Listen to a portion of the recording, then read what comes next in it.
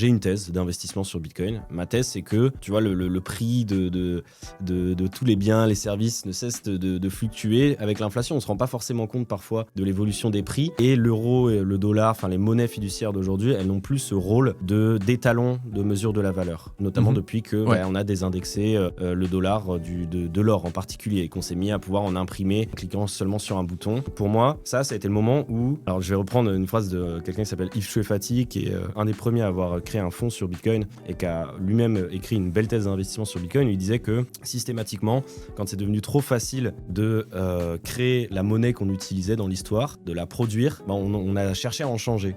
On a eu le blé, on a eu, plein de choses. À chaque fois que c'est devenu trop facile d'en produire, on a voulu en changer. Aujourd'hui, ça devient trop facile de produire du dollar ou de l'euro. À terme, on finira par chercher à changer, à aller sur quelque chose qui est un peu plus dur et qui a plus de capacité à préserver sa valeur dans le temps. Mais ça, c'est la thèse. C'est pas demain que ça arrivera. Ouais. Et sur le chemin d'une thèse, y a des moments où on pense que ça va bien se passer, puis il y a des moments où on pense que ça va moins bien se passer, et c'est ça qui justifie pour moi la volatilité.